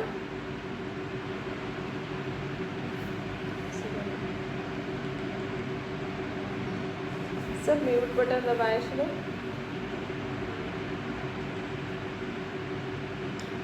त बाबा असांखे चवनि था कि मधुबन जीअं जादू जी नगरी ठही वेंदी। त ॿुधियो मधुबन जो महत्व अर्थात मधुबन निवासियुनि जो महत्व। अच्छा, मधुबन जी शक्ति सेना अर्थात विशेष आत्माउनि जी सेना। हर हिकु पंहिंजी विशेषता खे सुठी रीति सां ॼाणंदो आहे। विशेषता जे कारण ई विशेष भूमि जा निवासी रहिया आहिनि। इहा बि ख़ुशी रहंदी आहे न भई जो जाते बि आहे न हुन स्थान ते उन जी कोई विशेषता आहे। बाबा चई न तव्हां जाते बि रहंदा आहियो न त तव्हांजी विशेषता अनुसार ई तव्हांखे उहो स्थान मिलियो। ऐं असां ब्रह्मण आत्मा आहियूं, बाबा जा ॿार जाते बि रहंदा आहियूं न हुते कुझु न कुझु असां द्वारा सेवा ज़रूरु थींदी आहे। असांखे भले सम्झ में न अचे लेकिन असां द्वारा सेवा अवश्य थींदी ई रहंदी आहे। त बाबा चवनि था विशेषता जे कारण ई स्थान ते हुन निवास जी आत्मा रहंदी आहे। त इहे ख़ुशी रहंदी आहे न भई जेका माण्हू सेंटर ते रहनि था, मधुबन में रहनि था, उहे घर गृहस्थी में रही करे पाठ न वॼाए सघंदा आहिनि, तॾहिं उहो हुते आहिनि। मतिलबु हर ॻाल्हि में असांखे बाबा जेको चवनि था उनखे पॉज़िटिव रीति पंहिंजे जीवन में असांखे कीअं हलाइणो आहे। हाणे घर गृहस्थी जो पाठ तव्हांजो आहे, छा कोई सेंटर वारी दीदी गृहस्थी में पाठ वॼाए सघंदी? त हुनखे ओड़ो अभ्यास करिणो पवंदो न। त हर हिकु स्थान बाबा चईंदा न हर हिकु माण्हू पंहिंजे पंहिंजे स्थान ते विशेष। त भले कोई सेंटर में कोई मधुबन में रहे थो त उहो उन्हनि जी विशेषता आहे, लेकिन असांखे बि पंहिंजी विशेषता खे ध्यान में रखिणो आहे कि मां घर गृहस्थी में रही करे हीअं करां थी। मां घर गृहस्थी में रही करे रोज़ बाबा खे यादि करां थी, अमृत वेलो करां थी, जबकि बाबा त चईंदा आहिनि सभिनि सां बुद्धि योग हटायो। त उन्हनि त सभिनि खे छॾे करे ॿिए स्थान में वञी करे उहो अभ्यास करनि था। मां त हिते वेही उहा स्थिति प्राप्त करां थी। अल्टीमेटली असांखे छा करिणो आहे? सभिनि खे कहिड़ी स्थिति प्राप्त करणी आहे? कर्मातीत। नंदा स्तुति मान अपमान जय पराजय मुंहिंजो तुंहिंजो सभु ख़तमु। सिर्फ़ु मां आत्मा बाबा जी संतान आहियां।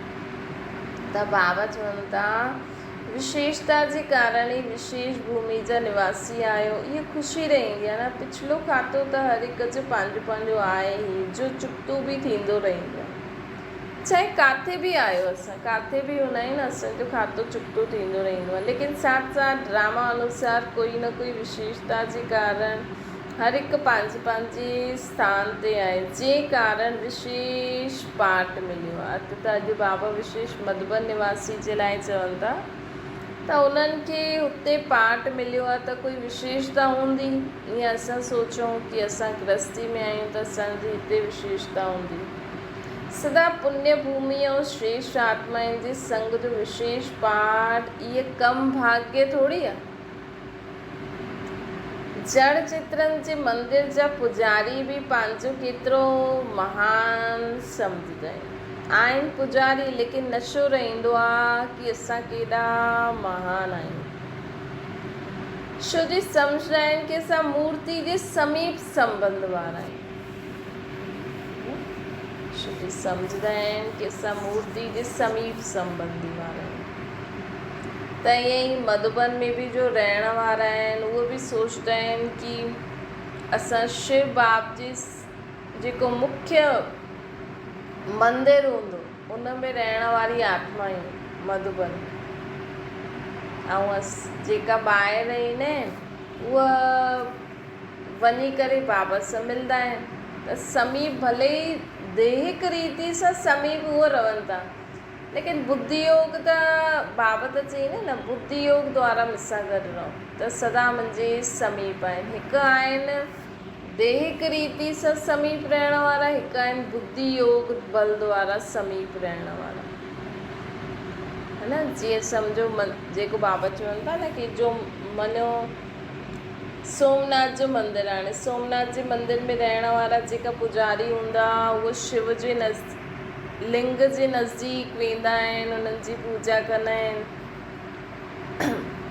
लेकिन हिन जो मतिलबु इहे थोड़ी जो सोमनाथ में मंदिर में न रहंदा आहिनि उहे बाबा खे शिव खे एॾो न मञंदा आहिनि। अहिड़ा शिव जा ॾाढा ॿिया बि भॻत आहिनि जो उनखां बि ज़्यादा शिव खे मञंदा आहिनि। त ईअं ई आहे, असां भले ई मधुबन में न रहंदा आहियूं, लेकिन असां शिव बाबा खे यादि त कंदा आहियूं न। शिव बाबा जी श्रेष्ठ मत ते त हलूं था न, शिव बाबा सां बुद्धि योग त जुड़ियल आहे न, त इहो बि त भाग्य आहे। त सदा पुण्य भूमि ऐं श्रेष्ठ आत्माउनि जे संग जो पाठ, जड़ चित्रनि जे मंदिर जे पुजारी बि पंहिंजो केतिरो महान सम्झंदा आहिनि पुजारी, लेकिन सम्झंदा आहिनि नशो रहंदो आहे। छो जो सम्झंदा आहिनि असां मूर्ति जे समीप आहियूं। त जड़ चित्रनि जे पुजारी बि हितां नशे में रहंदा आहिनि। हिते त पुजारी जी ॻाल्हि न आहे, हिते त संपर्क में रहण, संग में रहण वारा संगी साथियुनि खे केतिरो नशो ख़ुशी हुजणी खपे। ईश्वरी परिवार में आई हुई आत्माउनि में कोई विशेषता न हुजे, ये त थी न सघंदो। त हर हिकु आत्मा में कोई न कोई विशेषता आहे, छो जो असां बि आहियूं त ईश्वरी परिवार वारा आहियूं न। भले असांजो रहण जो स्थान हिते आहे, हाणे तव्हां हिते जो सेवा करे सघो था, इहे बि त महत्व वारी आहे न। हर आत्मा पंहिंजी पंहिंजी जॻह ते कुझु न कुझु सेवा कंदी आहे। त पंहिंजी विशेषता खे ॼाणे हुनखे कर्म में लायो।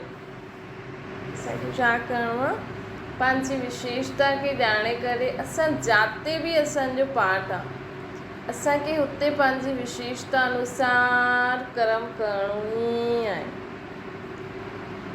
जो भी गुण अथवा विशेषता आहे, चाहे कर्मणा जो गुण आहे, चाहे मधुरता जो गुण आहे, स्नेह जो आहे, हुनखे कार्य में लॻायो।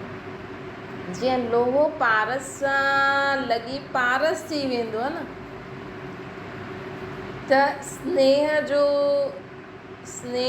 जो उनखे कार्य में लॻायो। अगरि स्नेह आहे त उन कार्य, त बाबा चवनि था जीअं लोहो पारस जा लॻी करे पारस थी वेंदो आहे, वैसे हिकु गुण या विशेषता सेवा में लॻाइण सां सेवा जो फल हिकु जो लख गुणा मिलण सां उहा हिकु विशेषता अनेक समय जो फल ॾियण लाइक़ु थी वेंदी। अगरि ॾिसो तव्हां में अगरि इहे गुण आहे मधुरता जो, अगरि तव्हां सभिनि सां मिठी रीति हलंदा आहियो, आत्मिक स्नेह ॾेई करे हलंदा आहियो, त सोचो तव्हांजो इहे गुण केॾा कमु करे सघंदो आहे। अॼु अगरि तव्हां कंहिंसां मिठी रीति व्यवहार करो त कल्ह असां उन्हनि जे संबंध संपर्क में ईंदासीं त असांजो बि कमु त थींदो न, थी वेंदो न। उनखे यादि ईंदो न, अरे हिन त मूंसां ॾाढी सुठी रीति व्यवहार कई, अरे तव्हांजो कमु त ज़रूरु थी वेंदो, जल्दी थी वेंदो। त हर हिकु जे बाबा चवनि था जंहिंमें जो विशेषता आहे न, उहो लॻाइण सां हिकु गुण, हिकु विशेषता सेवा में लॻाइण सां सेवा जो फल हिकु जो लख गुणा मिलण सां उहे हिकु विशेषता अनेक समय जो फल ॾियण लॻाए वेंदी आहे। हिकु बार तव्हां कंहिंसां अगरि स्नेह संपर्क सां संबंध में आया हो, मधुरता जो व्यवहार कयो, त उहा जीअं छाप लॻी वेंदी है न, उहा जीअं छाप लॻी वेंदी आहे। त इन करे बाबा चवनि था कि हाणे उहा उन रीति पंहिंजो विशेषता के कार्य में लॻाए। जीअं हिकु बीज विझण सां फल निकिरंदा आहिनि न, वैसे हिकु बि विशेषता कम में लॻाइण अर्थात धरनी में बीज विझण, त इहे सम्झो केतिरा ख़ुशि नसीब आहियूं असां। ब्राह्मण परिवार में जन्म थियो त जन्म सां गॾु कोई विशेषता जी तकदीर भी साथ खणी ई ईंदा आहियूं। त सम्झो ब्राह्मण परिवार में जन्म थियो आहे, असां बाबा खे बाबा चयो, असांजो जन्म थी वियो, त असांजी कोई न कोई विशेषता आहे, तॾहिं त असांजो जन्म थियो त असांखे कोई न कोई विशेषता बि ज़रूरु वैसे बि आहे। लेकिन बाबा जो ठहण खां पोइ अगरि सम्झो तव्हां चओ कि अज्ञान काल में बि मुंहिंजी विशेषता हुई, अगरि सम्झो तव्हां चओ कि अज्ञान काल में बि मुंहिंजी विशेषता हुई, लेकिन बाबा जो ठहण खां पोइ त सभु कुझु बाबा खे ॾियणो आहे न, उहो थोरी पंहिंजो सम्झणो आहे। त हाणे ब्राह्मण ईश्वरीय परिवार में जन्म थियण खां पोइ असां में कोई न कोई विशेषता बि तकदीर अनुसार मिलंदी आहे, भले ई पहिरों खां ई हुजे, लेकिन बाबा जो ठहण खां पोइ उन में अलौकिकता अची वेंदी आहे, रूहानियत अची वेंदी आहे। उहो कमु करण में सिर्फ़ु अंतर इहो थी वेंदो आहे कि उनखे कार्य में असां केसि ताईं लॻायूं था। त ईअं न सम्झो कि असां क्लास न कराए सघंदा आहियूं, मुरली न ॿुधाए सघंदा आहियूं, सेंटर ते न रही करे सेवा करे सघंदा आहियूं, लेकिन तव्हां पंहिंजे जाते जंहिं स्थान ते तव्हां आहियो न, उन हिसाब सां पंहिंजी जो बि तव्हां में विशेषता लॻे थी कि हा मूं में इहा विशेषता आहे, उन रीति उनखे कम में लॻायो न। कई बार माण्हू ॿियनि खे ॾिसी करे दिलि शिकस्त ई थींदा रहंदा आहिनि, बसि उन्हनि खे ई वॾो सम्झंदा आहिनि, ख़ुदि में कुझु सम्झंदा ई न। त ईअं न सम्झणो खपे। त बाबा चवनि था जन्म जो भाग्य आहे, लेकिन भाग्य खे कर्म में या सेवा में लॻाइण सां अनेक समय जे भाग्य जो फल निकिरणो आहे। बीज बोअण जो इहो तरीक़ो अचिणो खपे असांखे, बीज बोअण जो इहो तरीक़ो अचिणो खपे, फल त अवश्य निकिरंदो। बीज बोअणो अर्थात विशेषता रूपी बीज की सेवा में लॻाइण। हिते त सभु सदा भाग्य जे तख़्त नशीन आहिनि। जंहिं भाग्य जे लाइ कल्प पहिरों जी यादगार में बि हाणे ताईं बि हिकु सेकेंड जो समीप रहण बि महान सम्झंदा आहिनि न। कोई हिकु सेकेंड बि कंहिं मूर्ति जो दर्शन करे छॾे त उनखे केॾो महान सम्झंदा आहिनि। जो ऊची ऊची पहाड़नि ते मंदर हूंदा आहिनि, उते अगरि कोई हली वञे, कोई अहिड़े स्थान ते दर्शन करे अचे त उनखे केॾो महान सम्झंदा आहिनि। त बाबा चवनि था असां अहिड़ो महान कर्तव्य हाणे बाबा सां कराइनि था, तॾहिं असांजो यादगार में बि केॾो ऊचो असांजो भाग्य आहे। सभु म्यूट बटन दॿाए छॾियो। त जो प्रैक्टिकल में उन्हनि जी ख़ुशी, उन्हनि जो भाग्य केतिरो श्रेष्ठ हो। श्रेष्ठता खे साम्हूं रखण सां व्यर्थ ॻाल्हियूं आपे ई समाप्त थी वेंदियूं। अगरि तव्हां ॾिसो हर हिक जी विशेषता बि ॾिसंदव न त फालतू ॻाल्हियूं ख़तमु थी वेंदियूं। अगरि तव्हांजी कल्ह कंहिंसां कोई अनबन थी हुजे लेकिन हुन में उहो विशेषता आहे ऐं अॼु तव्हांखे हुनजो कमु आहे, ऐं अगरि तव्हां पंहिंजो ईअं लड़ाई झगड़ो ऐं जो बि ॻाल्हि थी अगरि हुनखे भुलिजी करे हुन वटि वेंदव ऐं हुनजी उहो मदद वठंदव त ॻाल्हि ठीकु थी वेंदी न, है न। भले उहो चए न न न मां न कंदमि तव्हांजो इहो कमु, लेकिन हिकु बार असां झुकी करे बि चलो उन ई ग़लती कई या मां कई जो बि कयो, लेकिन अगरि मूंखे अॼु उहो ई कमु आहे लेकिन उन आत्मा में उहो विशेषता आहे जो उहो कमु सुठो कंदी आहे, ऐं मां निरंकारी थी करे बाबा जो ॿार ठही करे सभु कुझु भुलिजी करे हुन आत्मा वटि वियमि ऐं हुनखे चयो प्लीज़ मुंहिंजी इहा मदद करे छॾियो न, तव्हांखे ॾाढो सुठो ईंदो आहे न, इहा मूंखे करे ॾियो न। त हिकु बार त उहो बि वीचारी उनजो बि गुस्सो ख़तमु थी वेंदो, उहो बि ॻाल्हि भुलिजी वेंदी ऐं उहो जेको कमु आहे उहो करण में अगरि मदद कई त थधी थी वेंदी आहे ॻाल्हि। असां छा कंदा आहियूं दुनिया में, कलयुगी दुनिया में छा कंदा आहियूं, हुन मूंखे ईअं कई, न न न मां हुन वटि त न वेंदुमि, भले मुंहिंजो कमु न थिए मां हुन वटि त न वेंदुमि। ईअं न करिणो आहे। बाबा चवनि था कि ॾिसो जे भाग्य जे लाइ कल्प पहिरियों जो असांजो यादगार आहे, त प्रैक्टिकल में उन्हनि जी ख़ुशी, उन्हनि जो भाग्य केतिरो श्रेष्ठ। त प्रैक्टिकल में अगरि असां उन्हनि आत्माउनि सां, सम्झो असां वटि बि कोई अची वञे लेकिन असांखे कोई केतिरो बि बुरो भलो चए, केतिरो बि उल्टो सुल्टो ॻाल्हाए, लेकिन असां हमेशह उहो जॾहिं बि ईंदा आहिनि तॾहिं बि असां उन्हनि खे पॉज़िटिव रिस्पॉन्स ॾींदासीं, उन्हनि सां सुठी रीति व्यवहार कंदासीं, त ॿुधायो असांजी उन्हनि जे दिमाग़ में छवि सुठी वेंदी न कि ॾिस मां हिनखे एॾो ॻाल्हायो, एॾो बुरो भलो चयो त बि इहे मूंसां एॾो मिठी रीति हले थी, त उहो सम्झो उहो पंहिंजो भगतपन जो उहो खणी पोइ तव्हांजी तारीफ़ कंदी।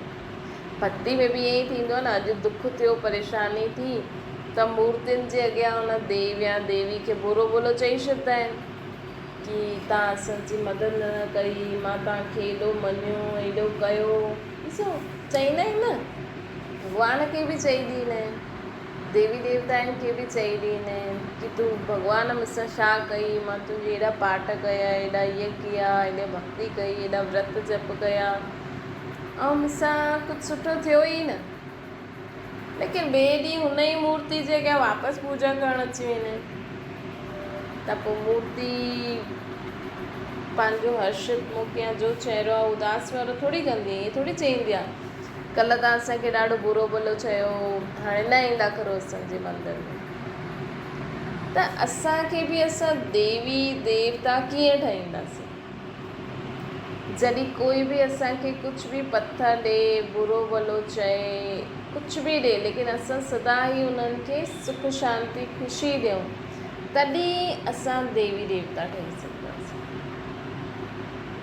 न। त बाबा चवनि था कि हाणे असां प्रैक्टिकल में अहिड़ा कर्म कंदा आहियूं, हाणे असांखे करिणो आहे, हाणे असांखे कोई असांखे उल्टो सुल्टो गारियूं बि ॾिए न त बि असांखे उन आत्मा जे लाइ न बुरो सोचणो आहे, न ॻाल्हाइणो आहे, न उहो कॾहिं बि वापसि संपर्क में अचे त असांखे हिकदमि ॻाल्हि भुलिजल उहा अचे,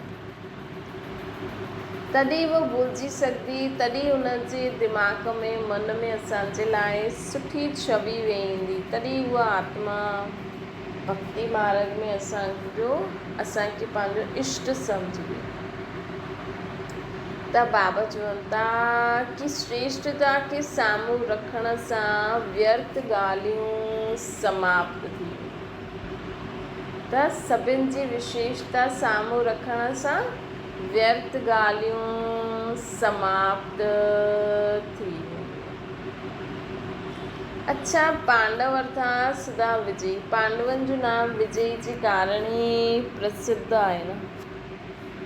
पांडव सेना उहो बि विशेष सागर जे कंढे ते श्रेष्ठ संग में रहण वारी। त अहिड़ी पांडव सेना सदा विजयी आहे। विजय जो खेल सदा हलंदो रहंदो आहे या हार जीत जो। हाणे जे समय ऐं सहयोग जे प्रमाण ड्रामा अनुसार त भाग्य प्राप्त आहे, उन प्रमाण सदा विजय जो खेल हलणो खपे। छो जो मधुबन में ज़्यादा पांडव रहंदा आहिनि न, त बाबा उन्हनि जे लाइ चवनि था।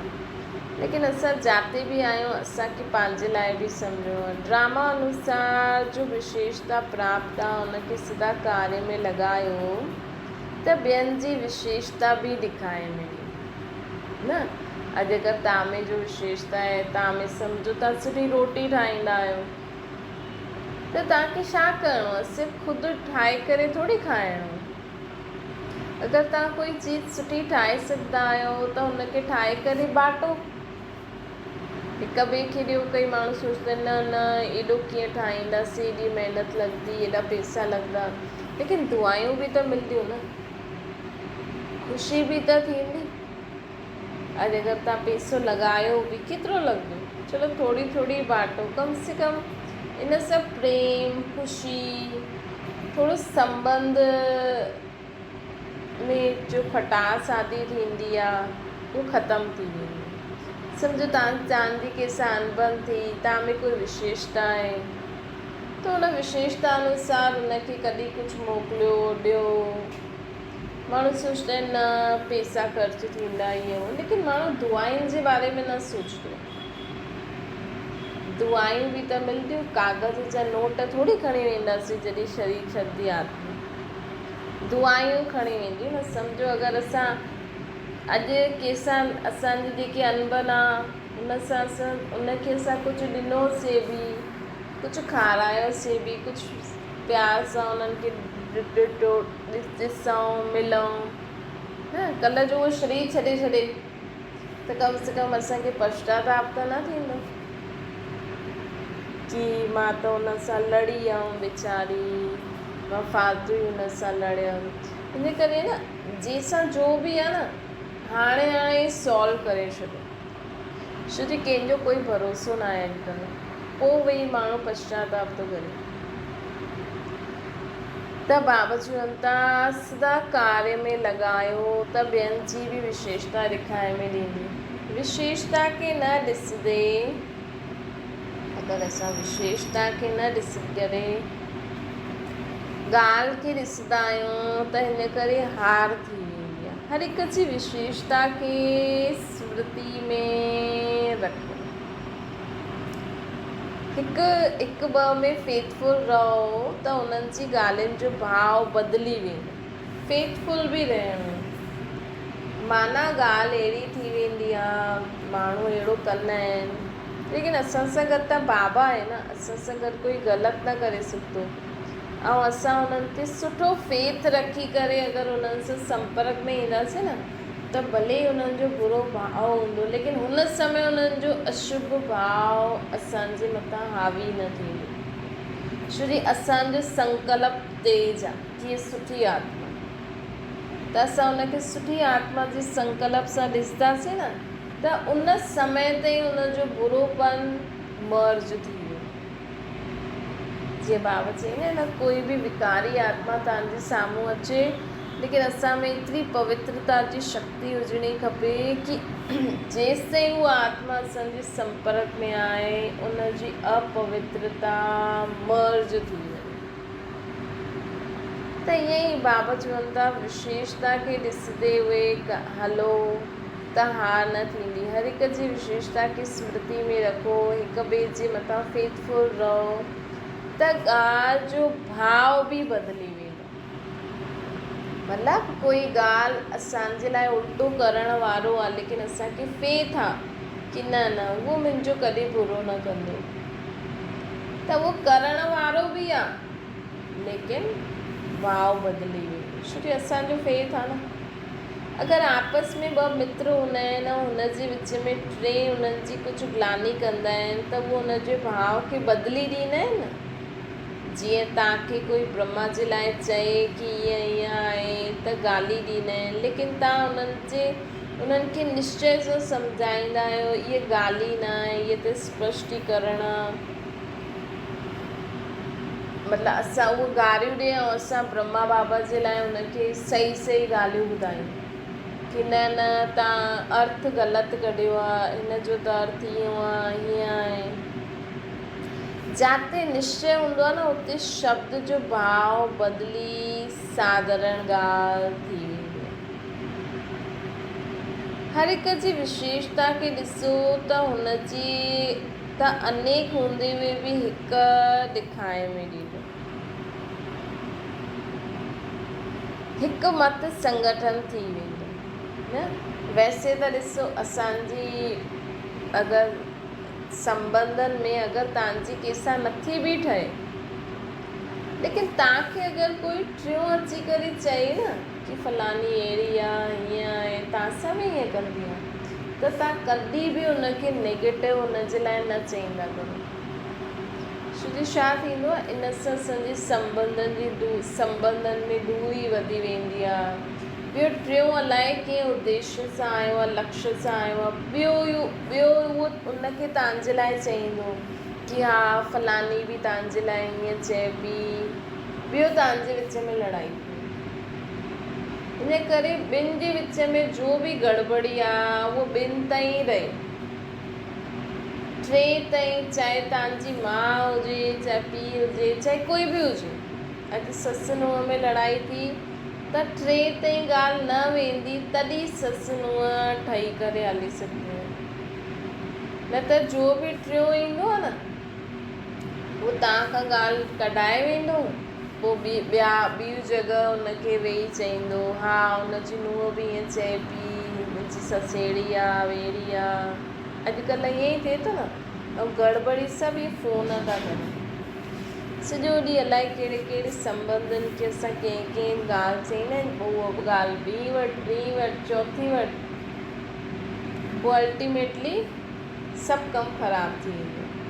त बाबा चवंदा आहिनि कि जीअं ॾिसो असांखे ब्रह्मा जे लाइ कोई बाबा जे लाइ चए, असां बि चऊं हा मूंखे बि ईअं लॻंदो आहे, ईअं हूअं, लेकिन असांखे त निश्चय असांजो त कोई ब्रेन वॉश न करे सघंदो आहे न। लेकिन जो कई बार हूंदा आहिनि न, कई अहिड़ा कचा बि हूंदा आहिनि त उन्हनि जो ब्रेन वॉश थी वेंदो।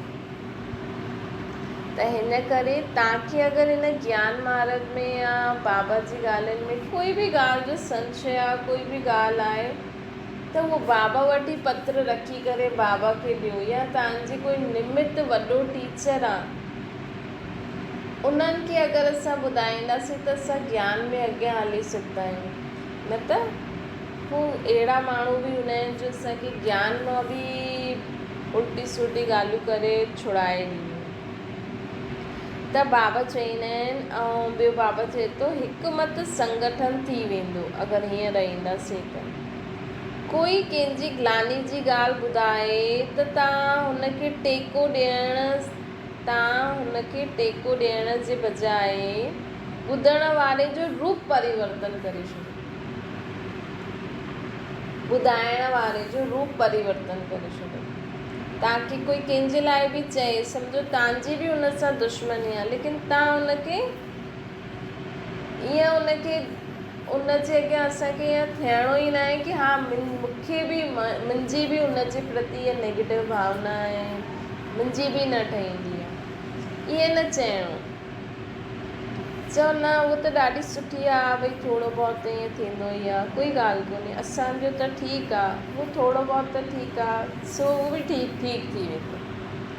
अर्थ में भावना परिवर्तन करे ॾियो, इहे अभ्यास खपे, न त हिक जी ॻाल्हि ॿिए सां ॿुधी, ॿिए जी टे सां ॿुधी, ॿियो उहो व्यर्थ ॻाल्हियूं वातावरण में फैलिजी वेंदियूं।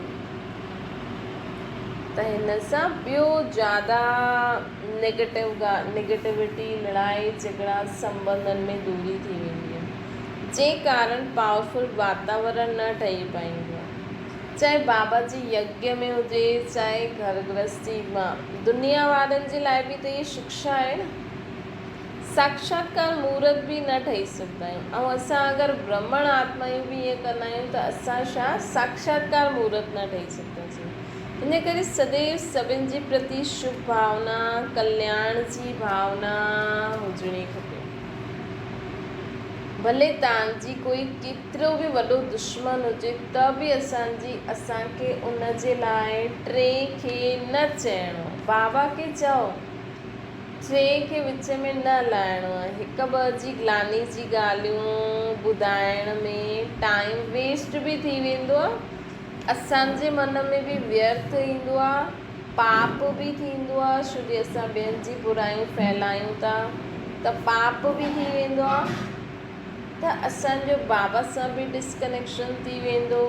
ऐं असांजो लक्ष्य रखी वेठा आहियूं ब्रह्मण सो फरिश्तो सो देवता, उहो में बि प्रॉब्लम थी वेंदी, कमाई सां बि वंचित थी वेंदो। अगरि परिवर्तन करे सघंदा आहियो त ॿुधो, अगरि कोई तव्हांखे कंहिंजे लाइ ॿुधाए बि थो न, अगरि तव्हांखे कोई कंहिंजे लाइ ॿुधाए बि थो, अगरि तव्हां उनखे परिवर्तन करे सघंदा आहियो, कॾहिं कॾहिं थींदो न असांखे कोई कंहिंजे लाइ ॿुधाईंदो आहे त असां चईंदा अच्छा उहा अहिड़ी आहे, हीअं आहे, हूअं आहे।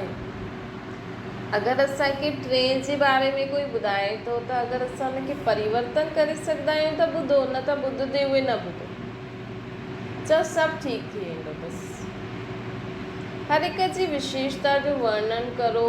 कोई चए कि असां अहिड़ो ॾिठो त बि तव्हांजे मुख सां अहिड़ी ॻाल्हि न निकिरे कि हा मां बि ईअं ॾिठो, अच्छा हीअं ॻाल्हि हुई। ॾिसो केॾी सूक्ष्म ॻाल्हियूं आहिनि।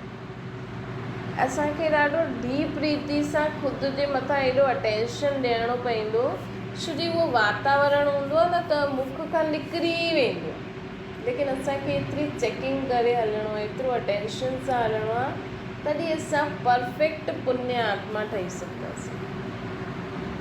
न त किथे न किथे कंहिंजे अॻियां बि निकिरी वियो अच्छा उहा अहिड़ी आहे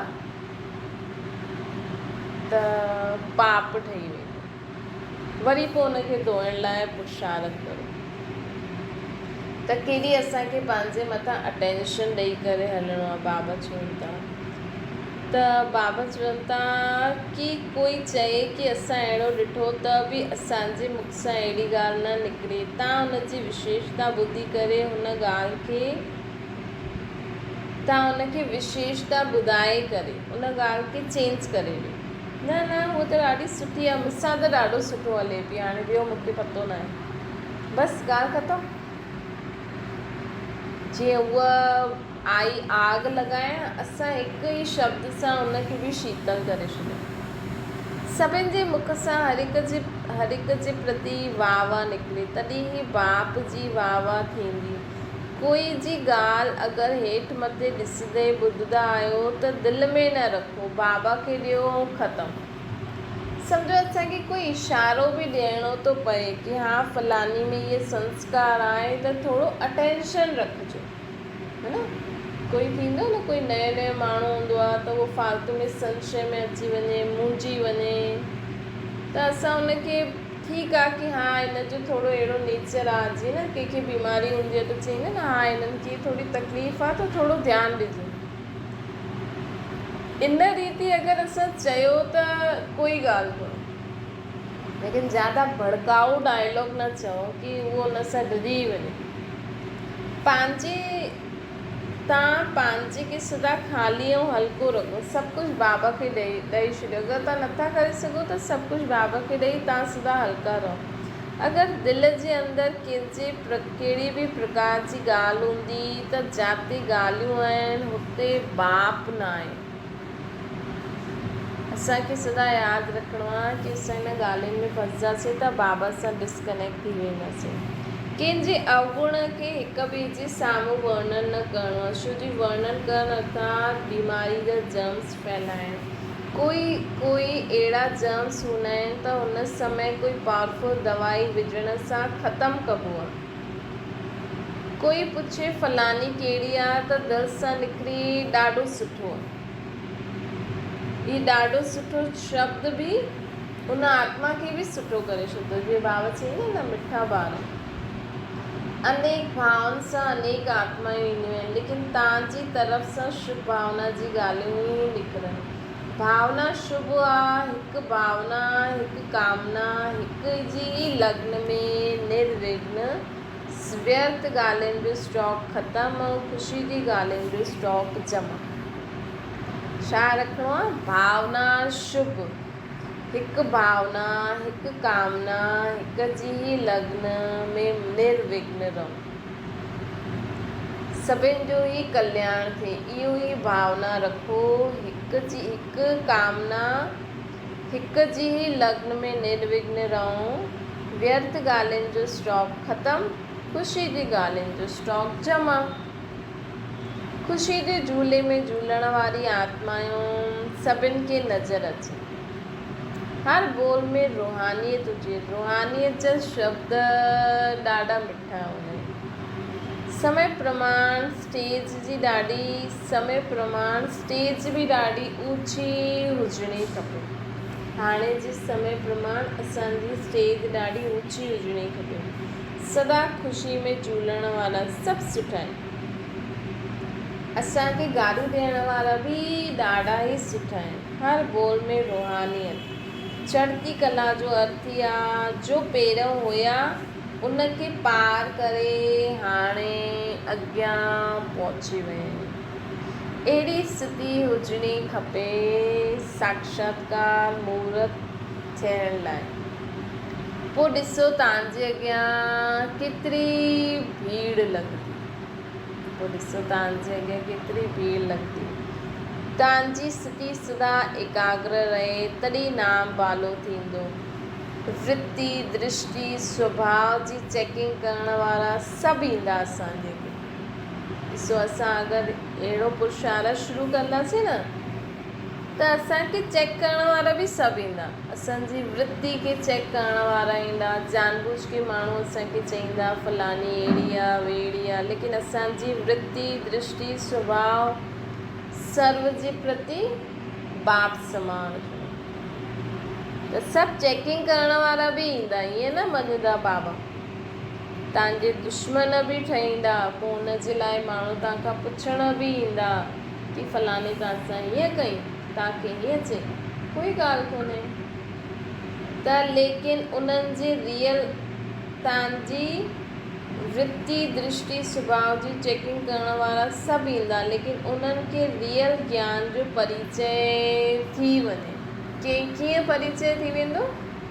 असांजी दृष्टि, वृत्ति ऐं स्वभाव द्वारा उन्हनि खे बाबा जे रियल ज्ञान जो परिचय बि मिली वेंदो। त इहो बि तरीक़ो थी वियो न सेवा करण जो। अच्छा, ओम शांति। बाबा खे यादि करो।